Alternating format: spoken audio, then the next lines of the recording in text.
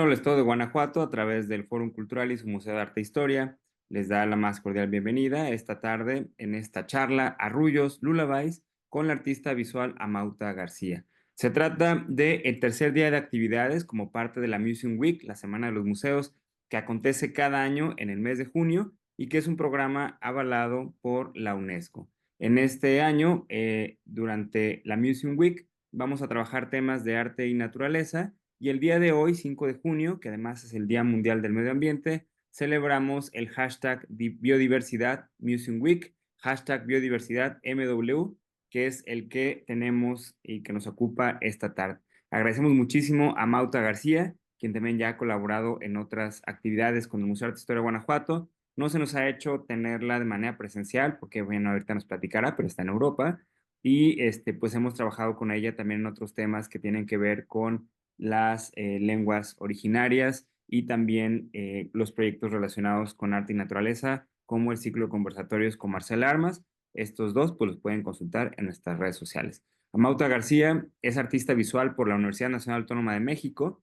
Cursó el seminario de medios múltiples 3, coordinado por José Miguel González Casanova, y la maestría en Ciencias y Artes para el Diseño en la Universidad Autónoma Metropolitana de Xochimilco. A través de esculturas, intervenciones públicas y video, investiga las relaciones entre el extractivismo urbano, la migración y la afectividad ambiental.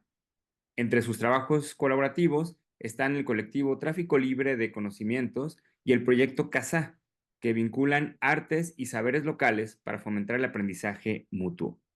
Su obra ha sido expuesta en Alemania, Cuba, Estados Unidos de América, Georgia, México y Países Bajos. Fue artista residente en Jan van Eyck Academy en Países Bajos de 2021 a 2022, en Borderland Residencies Alemania en 2022 y Hotel María Kappel en Países Bajos en 2023. En dúo con David Camargo fue seleccionada por la Stichting NDSM Werf o Werf, Países Bajos, y comisionada por el Kunstmuseum Bochum en Alemania para realizar piezas públicas de sitio específico. Su película Arrullo, distribuida por Lima, plataforma de arte multimedia, fue estrenada en el International Film Festival de Rotterdam en 2023 y presentada en Great White Open Festival en Vlieland, así como en el Festival Alimentaire en Bélgica, entre otros festivales. Actualmente, Amauta García es parte del Sistema Nacional de Creadores de Arte y es artista residente en Künstlersdorf en Shoppingen, en Alemania. Pueden visitar su página web en amautagarcia.com. Aquí la están viendo. Muchísimas gracias, Amauta. Pues nos quedamos a tus órdenes. Encantados de escucharte este Día Mundial del Medio Ambiente, Museum Week, Biodiversidad WM. Muchas gracias, Víctor. Muchas gracias por la invitación. Estoy muy contenta de poder compartir este día con ustedes y poder presentarles un poco de mi trabajo. Em, Como mencionaste, he estado trabajando con distintos proyectos y uno de los que presenté ya con ustedes, que es el proyecto CASA, justo me sirvió como antecedente y aprendizaje de lo que les voy a mostrar ahora. Lo que me gustaría compartirles hoy es un proceso que he realizado en dúo con David Camargo y que inicia con la película o el cortometraje que titulamos Arrullo. Entonces me gustaría compartir este video y después un poco de qué es de lo que se trata para finalizar hablando del proyecto que estamos realizando actualmente y que tiene todo que ver con el Día Mundial del Medio Ambiente. Pero para pasar a eso, antes me gustaría mostrarles un poco de dónde vienen todas estas inquietudes y que tiene que ver con mi trabajo individual. Entonces, para eso les voy a mostrar unas imágenes de algunas intervenciones y esculturas que hice en los últimos años y que me llevaron a estos proyectos que he hecho en los últimos 2 años. Por lo general, siempre me ha interesado el tema de la vivienda, ¿no? Porque, el tema de la vivienda siempre ha estado muy presente tanto en mi vida personal como en mi trabajo. Eh, Durante muchos años estuve recolectando la historia oral de personas como mi mamá, que son, migrantes del campo a la Ciudad de México, que tomaron, una tierra volcánica al sur de la Ciudad de México y que construyeron a partir de la autoconstrucción sus casas y el barrio completo donde yo crecí. Estas imágenes de las casas autoconstruidas, las asambleas para ver cómo resolver los conflictos de los terrenos, la historia misma de la migración, de la invasión, ver cómo poco a poco se iba cubriendo la roca volcánica con asfalto y cemento y cómo se iban construyendo estas casitas que empiezan con un cuartito de ladrillos grises y terminan 30 años después con un castillo laberíntico, porque cada año se agrega un cuarto cada vez que llega un nuevo integrante a la familia. Fueron imágenes que me formaron y que son parte de la manera en la que entiendo el mundo y conforman mis deseos, ¿no? Entonces, mi madre y esta generación que pudo, obtener una vivienda de esa manera, aprovechando una coyuntura histórica en la Ciudad de México que no se volvió a repetir y que dudo mucho que se vuelva a repetir, eh, pues fue la primera generación que pudo tener, su casa propia, ¿no? Dentro de mi familia.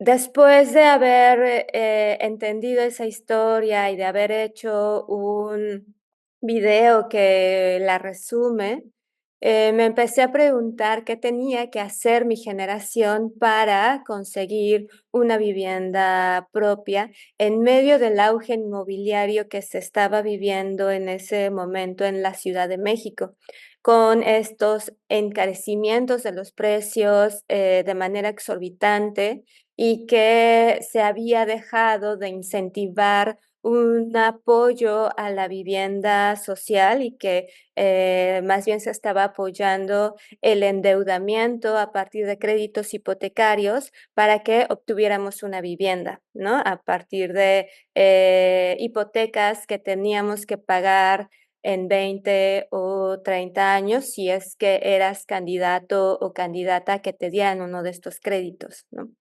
Entonces, viendo esta situación, yo pregunté en un banco cuánto me podían dar como crédito hipotecario para adquirir una vivienda.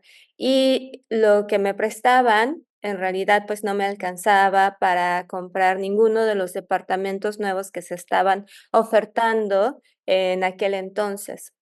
Entonces, lo que empecé a hacer fue este tipo de esculturas impresas en 3D, donde las paredes más altas es el porcentaje de la vivienda que yo podía adquirir con ese crédito hipotecario que tenía que pagar durante 20 años de mi vida. Entonces, para mí, estos muros, más que la deuda, más que el monto económico de la deuda, para mí representan esos 20 años de vida que tenía que pagar. O que me iba a tardar en pagar, ¿no? Entonces, son 20 años de mi vida representados en estos muros. Lo que vemos en la imagen es la planta arquitectónica de uno de estos departamentos en la Ciudad de México y solamente las paredes más altas es lo que yo podría adquirir a partir de este crédito hipotecario. Hice este mismo ejercicio en distintos lugares de la Ciudad de México y bueno, el resultado siempre era que solo podía adquirir un porcentaje minúsculo, ¿no? A veces más escandalosamente minúsculo que otras, ¿no? Dependiendo de la geografía, ese valor de mi tiempo también variaba. Después me invitaron a hacer este mismo ejercicio en otras ciudades alrededor del mundo que presentaban las mismas características de gentrificación y de burbujas inmobiliarias, como Ámsterdam. Cuando trabajo fuera de México, no me pongo a mí como medida, sino a una persona con ingresos promedio de la ciudad. Entonces, básicamente se repite la historia.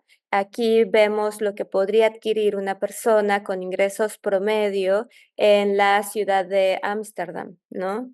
Lo mismo en una ciudad de Estados Unidos, donde pues recordemos que en el 2008 explota la burbuja inmobiliaria que es causante pues de toda la crisis de 2010, 2008, 2010, que se va a extender de manera global, ¿no? Una vez que hago las esculturas impresas en 3D o solamente los renders, como los últimos dos que vimos, hago después las esculturas que funcionan también como intervenciones in situ. En estas esculturas busco respetar el diseño de los apartamentos originales, así como sus materiales, y también trato de emplazar las esculturas lo más cerca de los apartamentos que se están ofertando. Entonces, eh, funcionan como intervenciones in situ porque el valor del suelo donde pongo las esculturas se mantiene y el valor de la escultura depende de dónde yo la ponga, ¿no? Por ejemplo, esta escultura fue construida en la cooperativa de vivienda Palo Alto, que es una de las más antiguas de la Ciudad de México, y lo que se ve en el fondo que parece un muro, bueno, era un muro, ya no existe, era la división entre la cooperativa y el edificio de departamentos nuevos que se estaba construyendo. Ese edificio estaba estaba compuesto por departamentos y oficinas, y los departamentos tenían básicamente esta estructura que tiene mi escultura, ¿no? La escultura mide 4.5 metros cuadrados, entonces alguien con mis ingresos de ese momento, que eran unos ingresos promedio para la Ciudad de México, podía adquirir de ese edificio solamente 4.5 metros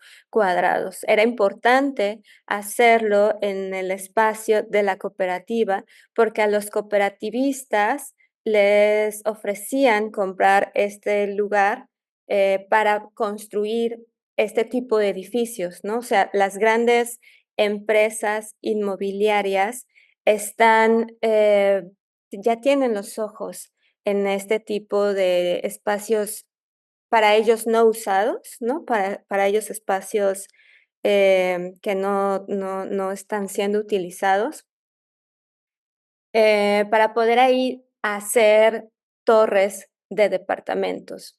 Digo, entre comillas, que son espacios no utilizados porque esta es la plaza de la cooperativa. Ahí hacen sus asambleas, sus fiestas, sus ferias, o sea, es un espacio que si bien no tiene casas, tiene una función social de aglutinamiento, o sea, es ahí se desarrollan sus amistades, sus relaciones, sus charlas, sus fiestas, ¿no? Em, Entonces, al poner la pieza ahí, los y las cooperativistas lo que hacían era hablar de la presión que estaban recibiendo por parte de las grandes compañías para que, vendieran ese terreno, ¿no? Cosa que no querían hacer, pero la presión era muy fuerte. Entonces, organizaban, asambleas y eventos donde hablaban de esta situación alrededor de la escultura y les servía como ejemplo para que se visualizara, eh, qué iba a pasar si ellos vendían este terreno, ¿no? Lo mismo pasa en Berlín, esto es en al lado del muro de Berlín, es uno de los remanentes que quedan del muro de Berlín, que se fue privatizando al paso de los años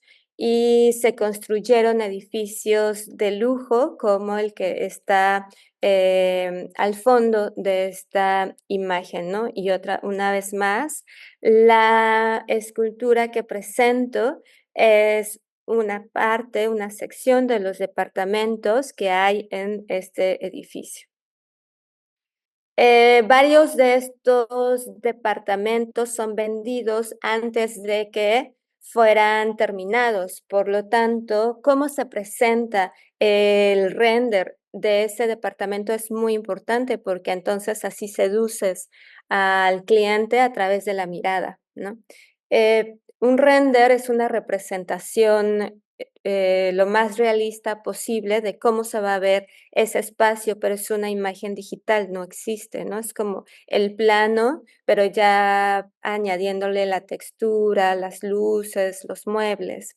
Lo que me llamaba la atención de esos renders es que no solamente se limitan a presentarte el espacio arquitectónico vacío, sino que ya te lo presentan con la iluminación, con el tipo de colores, con los adornos, los muebles, ya te lo presentan como si alguien estuviera viviendo ahí, te presentan un estilo de vida, ¿no? Entonces, me llamaba la atención eso, como que los renders venden al final un estilo de vida, ¿no? Y entonces empecé a trabajar con David en esta, exploración de la imagen digital, y cómo esta imagen digital se linkea con tus deseos, ¿no? Cómo lo digital, de alguna manera modela lo que deseamos, y cómo tanto lo digital como los deseos no son, crean realidades, pero al mismo tiempo no son tangibles.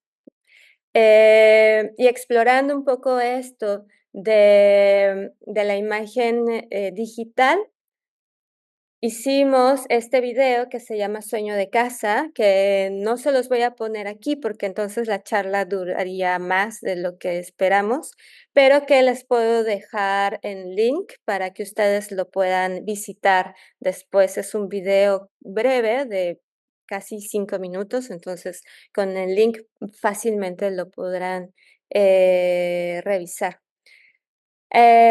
Después de estar explorando esta idea de la situación de la vivienda en las grandes ciudades, eh, tuve esta experiencia de Casá, que es un proyecto que hice junto con Daniel Godínez en la Sierra Gorda de Guanajuato, y ahí, tuvimos la oportunidad de trabajar con maestros de lengua USAR, que también es conocida como, el idioma chichimeco-jonás, y con estos maestros y otras personas de la comunidad de Misión de Arnedo, pudimos recorrer algunos de los senderos antiguos de la zona a través de la sierra y renombrarlos en idioma USAR.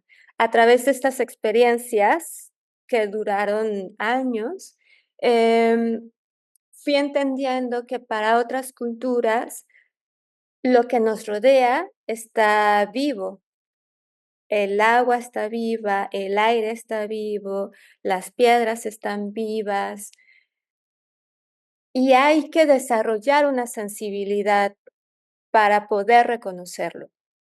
Es decir, a pesar de que están vivas, puede ser que tú no te des cuenta, pero justo estando ahí recorriéndolo, puedes desarrollar esta sensibilidad para reconocer, esa vida que queda oculta para personas no sensibles, no sensibilizadas a reconocer ese tipo de vida.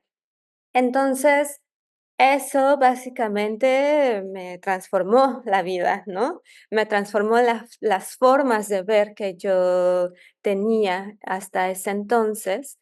Y lo que empecé a hacer fue pensar que esta explotación del suelo a través del encarecimiento de la vivienda y de lo que he llamado, explotación urbana, o es solamente la punta del iceberg.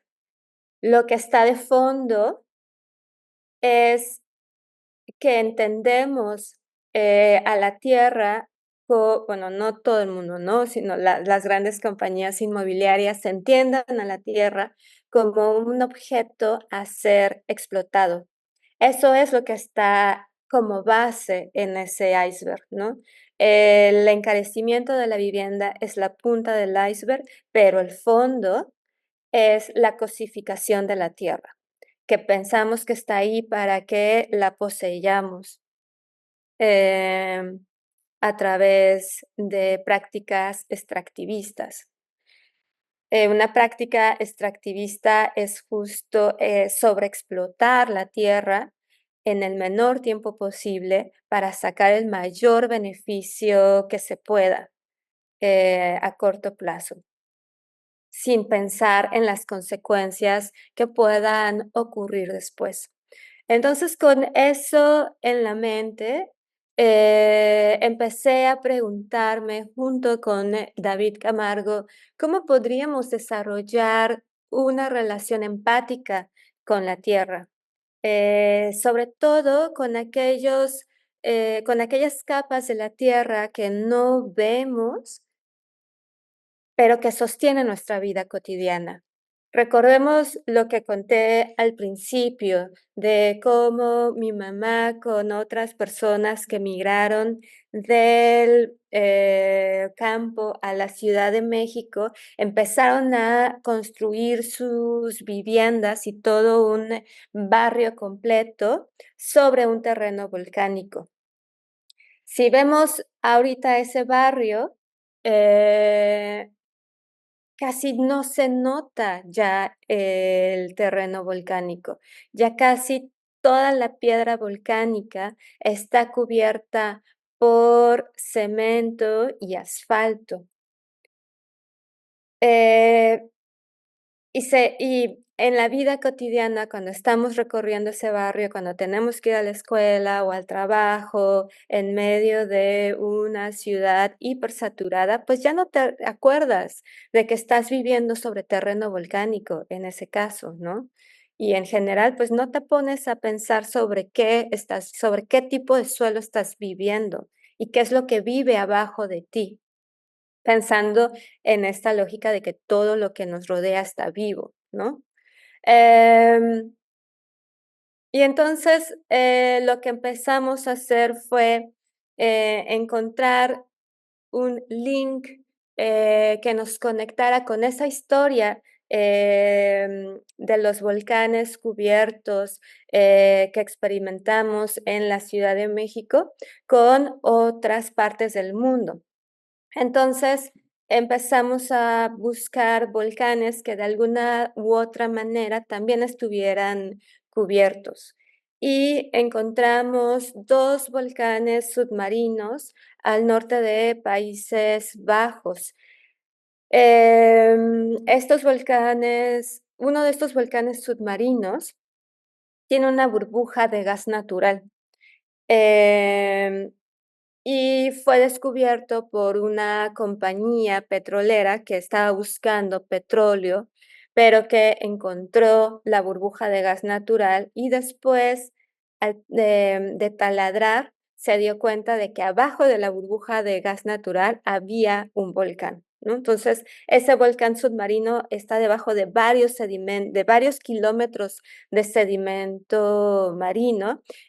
Fue un volcán que estuvo activo durante el Jurásico y que por su antigüedad ayudó a generar esta burbuja de gas natural que fue extraída, ese gas fue extraído durante 40 años por esta compañía y el gas fue usado tanto para la industria como para la calefacción de los hogares hasta que ya esos yacimientos de gas ya casi están agotados. Entonces, la compañía acaba de cerrar ese yacimiento. Pero también lo que me llama mucho la atención es que en 40 años casi se terminó aquello que fue creado durante millones de años. El gas natural necesita millones de años para ser generado y esta burbuja de gas se acabó en solo 4 décadas, ¿no? Entonces, el el, em, la diferencia es abismal, ¿no? La diferencia temporal es abismal. La capacidad que hay para extraer eso que se genera durante millones de años es increíblemente rápida. Em y la otra cosa que también me llamó la atención fue que este volcán específicamente casi no es conocido. La gente de los Países Bajos se sorprende mucho al saber que existen 2 volcanes debajo de su lecho marino, porque Países Bajos es conocido por no tener, ningún tipo de relieve en la superficie, ¿no? Entonces, cuando les dices: "Sí, hay volcanes", a su alrededor, se sorprenden mucho. Entonces, aunque no los conocieran, aunque esos volcanes no tuvieran leyendas ni canciones a su alrededor, sí fueron explotados en beneficio para las personas que vivían a su alrededor. Entonces, pensamos que tanto estos volcanes submarinos como el suelo volcánico de la Ciudad de México han sido heridos, comparten una herida. Eh, y esa herida también es compartida por aquellas mujeres que construyeron estos barrios, que no solamente fue en esa parte de la Ciudad de México, sino que en muchos de los barrios que fueron construidos en el siglo XX estas mujeres comparten también esta herida al ser olvidadas en la historia de la Ciudad de México, ¿no? En la historia de la arquitectura de la Ciudad de México o en la historia del urbanismo, porque cuando, em, te enseñan la historia de la ciudad, te hablan de los grandes nombres, pero no te hablan de estas mujeres o de estos migrantes que transformaron radicalmente la forma de la ciudad. O sea, no eran, eh,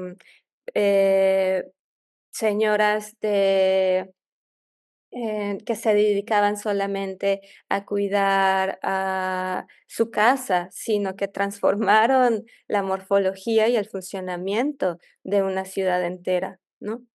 Em, entonces, ahí tenemos 3 personajes, que son, las mujeres migrantes, el suelo volcánico de la Ciudad de México y los volcanes de los Netherlands, que formaron la historia que vamos a ver en el video Arrullo.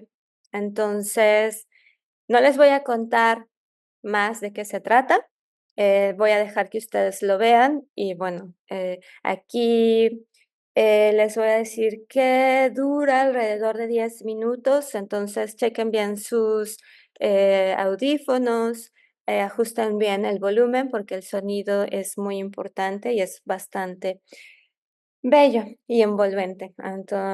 Entonces aquí les voy a pedir que podamos reproducir el video de Arrullo y después continuamos con esta charla.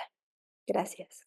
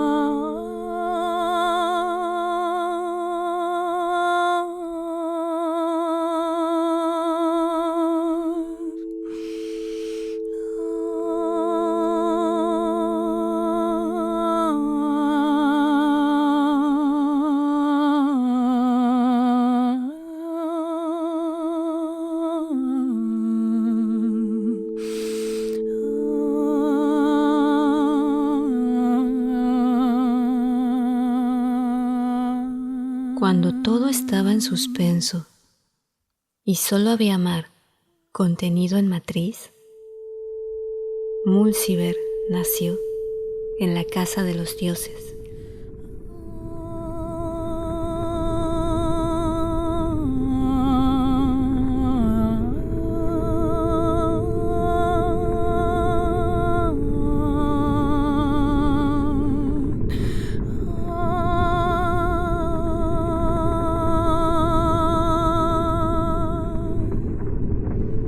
Nacida monstruosa, fue arrojada al mar. Allí la encontraron las ninfas oceánicas, la que calma el oleaje, la de los acantilados, la arenosa, la de olas agitadas, la isleña, la salada, la resplandeciente. Ellas la adoptaron, la criaron, le enseñaron a derretir piedras, a construir montañas y a dibujar ríos de lava. Múlciber constructora levantó kilómetros de sedimentos para ocultarse y empollar la energía de la tierra. Múlciber tuvo muchas hermanas por todos lados que escupían magma para construir o destruir suelo. Suedwal, una de las hermanas mayores, cultivó sueños de gas submarino, pero las hermanas más jóvenes, las Xocoyotas, tuvieron que edificar ciudades. Entre ellas estaba mi madre.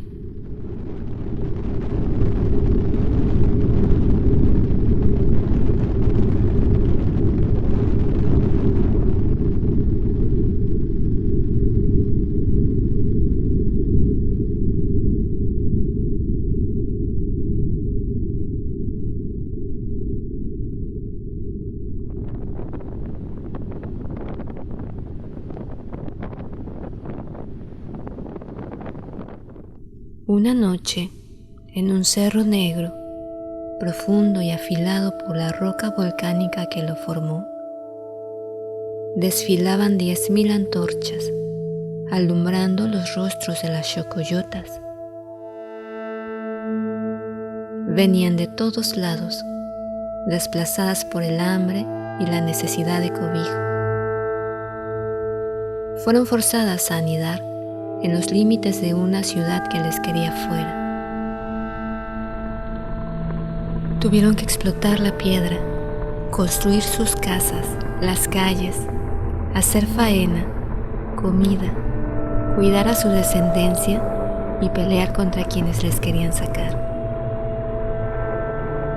Eran tantas y tantas, y construyeron tanto y tanto, que desesperadas, agotadas, taparon todas las rocas oscuras de su hermana Xitle, volcán ombligo de la tierra. Año tras año, al cubrir el suelo con asfalto, olvidaban de dónde venían, sus nombres y sus lenguas. Mi madre decidió guardar al menos una palabra, Xocoyotl. Me la cantaba por las noches para arrullarme. Yo solo conservo aquella palabra, pero puedo imaginar el canto.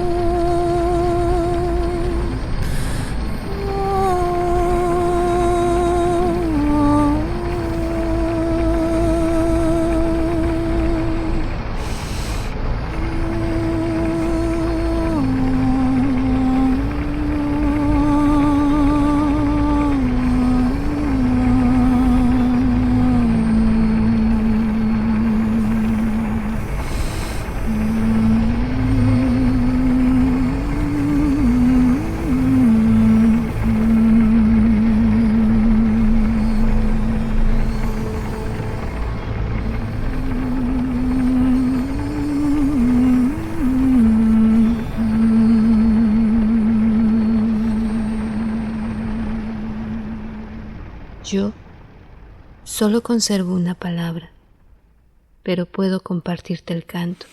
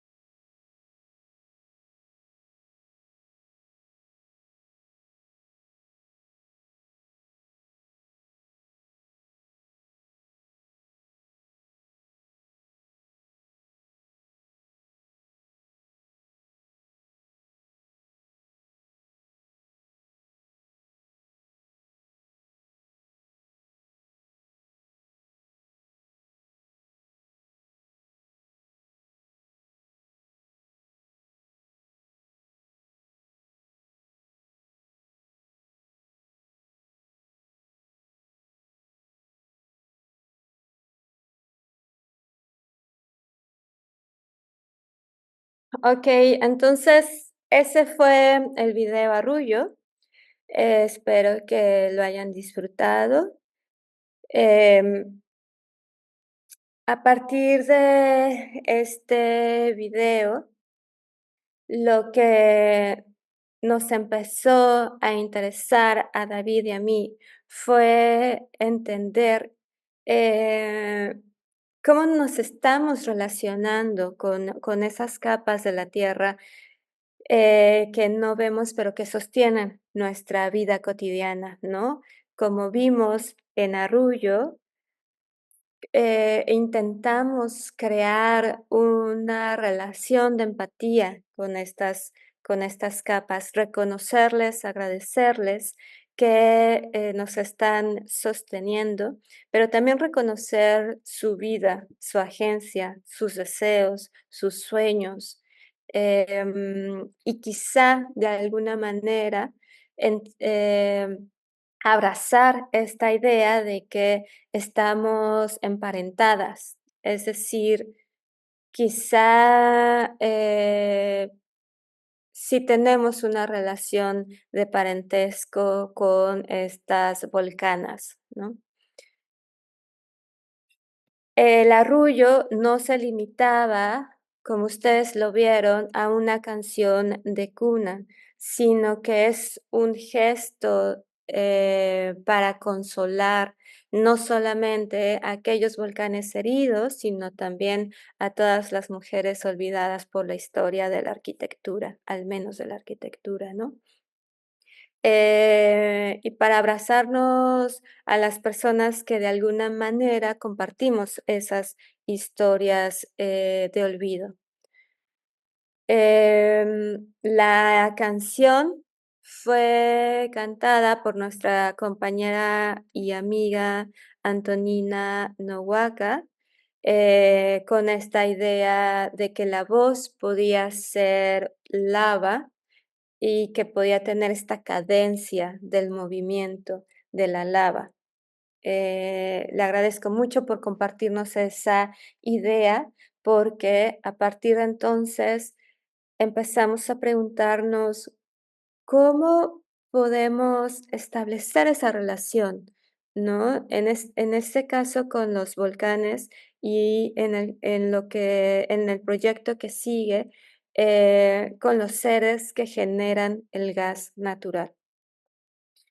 Em, bueno, así como ven en esta imagen, se veía, la proyección lo que acompañaba a la proyección del video Arrullo en una de sus exhibiciones en Países Bajos. Era una especie de instalación con una atmósfera, la luz azul, algunas impresiones de esta textura rocosa que cubrían las ventanas para hacerlo todavía más como una cueva y algunos otros, videos que acompañaban al que vieron, hace unos momentos, ¿no? Entonces, dependiendo de dónde lo mostramos, también cambia la manera en que se muestra. Después de haber hecho Arrullo, hicimos este otro proyecto que se llama Un metro cúbico de gas. En este otro proyecto, lo que buscábamos entender es cuánto tiempo geológico se necesita para crear un metro cúbico de gas, ¿no? Extendiendo esta pregunta que había hecho con mi proyecto anterior de Sueño de Casa, en donde me preguntaba cuánto tiempo de vida me tomaría adquirir una vivienda. Aquí, ese tiempo de vida humana queda expandida al tiempo geológico. ¿Cuánto tiempo geológico es necesario para crear solo un metro cúbico de gas? Pensando en esta historia que les conté también antes de ver el video, de que una compañía petrolera se terminó en 40 años lo que fue creado durante millones de años, ¿no? Em, con esta pregunta de cuánto tiempo geológico se tarda, generar un metro cúbico de gas, estuvimos haciendo entrevistas a diferentes personas, desde que se dedicaban a la permacultura, la geología, a la vulcanología, para que nos dieran pistas de cómo podríamos resolver esta duda, ¿no? No nos dieron una cifra concreta porque depende de los suelos y específicamente de la historia geológica de ese lugar, pero nos dieron otras informaciones que también nos llamaron mucho la atención. Una de estas informaciones fue que aquellos microorganismos que generan el gas natural también son los que crean el gas en nuestro intestino. Es decir, las bacterias que viven dentro de la tierra que generan gas natural son parientes muy similares a las bacterias que viven dentro de nuestro intestino y a las que viven en los intestinos de varios animales, de otros animales, ¿no? Como las vacas, los cerdos, etcétera. Entonces, hay otras técnicas que no necesariamente tienen que herir la tierra para extraer gas, que son utilizadas para generar biogás. Una de estas técnicas es el uso de biodigestores. Un biodigestor es un contenedor cerrado herméticamente en donde tú pones un poco de excremento de vaca o de cerdo y le agregas, lo vas alimentando con basura orgánica, con todo lo que te sobra de tu comida, ¿no? Las frutas, las cáscaras, partes de verduras que no estás utilizando para comértelas. Entonces, todo eso está dentro del contenedor cerrado y en ese contenedor están habitando estas bacterias que generan el gas natural, ¿no? Las que habitan en los animales, en el animal ser humano y adentro de la tierra. Entonces, estas bacterias digieren la comida orgánica y producen biogás. Ese biogás fue el que usamos para generar esta pieza. Aquí está la bombona de biogás que está conectada a través de estas mangueras anaranjadas a un cubo dibujado con tubos de cobre y este cubo exactamente mide 1 metro cúbico. Esto es la representación real de 1 metro cúbico, ¿no? De gas. Entonces, el gas pasa por todos los tubos de este cubo dibujado en el espacio y sale para que estos heaters que están encendidos puedan generar calor. Entonces, calentamos el espacio a través de estos heaters que fueron alimentados a través de un proceso de biogás. Para entender cómo se generaba todo esto, todo el mecanismo, creamos un prototipo de biogás que está dentro de la caja de madera que está aquí atrás de toda la pieza, ¿no? Entonces, empezamos a trabajar con bacterias para generar este gas. Y lo que me gustó de este proceso es algo que nos decía una de las personas a las que entrevistamos, que era, tú con el biodigestor te puedes olvidar de que tu finalidad es el gas. Lo que es importante es cuidar la vida de las bacterias que están dentro del biodigestor. Tienes que hacer que estén felices, que se puedan reproducir, que tengan suficiente comida, que estén calientitas, que hagan su fiesta. Y si tú cuidas la vida, vas a tener un gas de muy buena calidad. Esa diferencia de punto de vista de si cuidas la vida, tú también puedes vivir. Creo que es un punto de quiebre con el extractivismo urbano que vimos con la extracción de esta compañía petrolera que se acabó el gas creado durante millones de años en solo 4 décadas, ¿no? Y creo que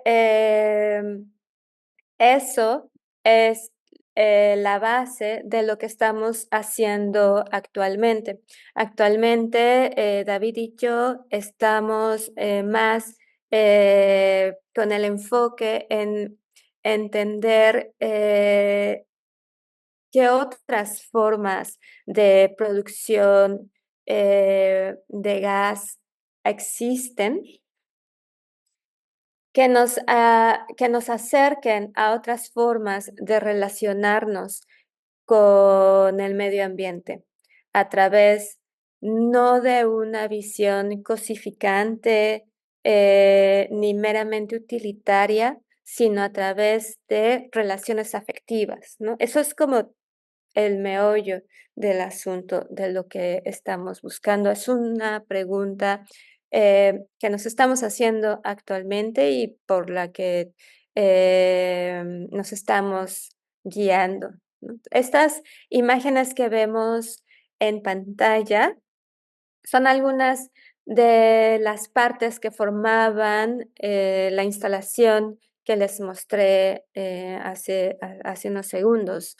En un lado vemos el heater encendido y por el otro lado vemos una imagen del video que acompañaba la instalación. Después de hacer esta instalación, estamos haciendo otro video ensayo en donde justo nos preguntamos cuál es el concepto moderno de energía y cómo este concepto moderno de energía es una abstracción que elimina cualquier rastro de vida relacionada con esta energía, ¿no? Es decir, cuando pensamos en gas natural, pensamos en el calor o en la movilidad que nos va a permitir tener este gas. No pensamos en las bacterias que lo generan. No pensamos que al extraer el gas se genera un descenso del suelo que afecta a toda la vida que está alrededor de ese suelo, que depende a qué altura esté ese suelo, ¿no? Solamente pensamos como en los resultados y no en las afectaciones. Entonces, para que eso sea efectivo, tiene que haber un imaginario que te diga, el gas natural está muerto, la Tierra no tiene agencia, ni sueños, ni deseos propios, ni gozos propios. Está ahí para que la utilicemos a nuestro propio beneficio. Entonces queremos ver cómo funciona este imaginario y enfrentarlo a otras epistemologías que, como las que aprendimos en la Sierra Gorda de Guanajuato, nos invitan a ver que todo está vivo, ¿no? Que las entrañas de la Tierra tienen una razón de estar ahí, ¿no?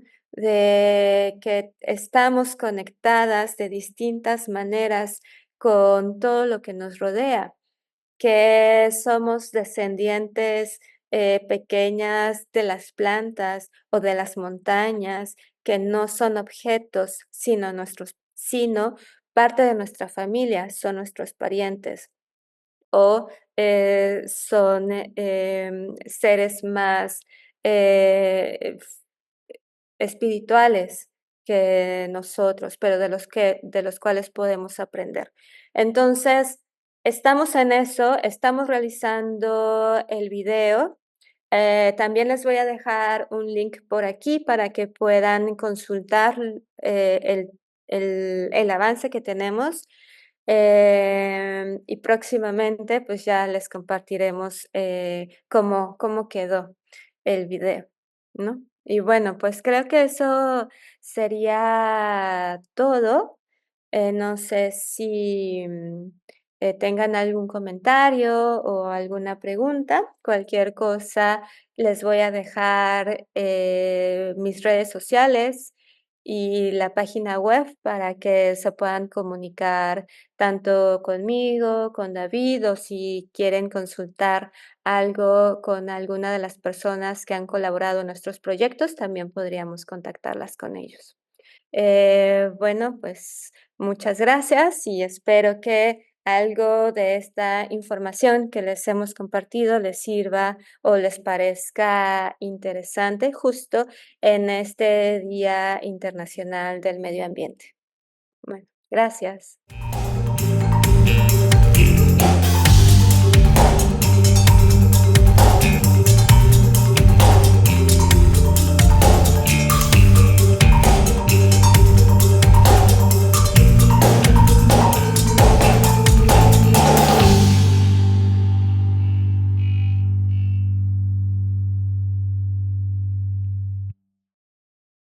Guanajuato, Grandeza de México, Gobierno del Estado.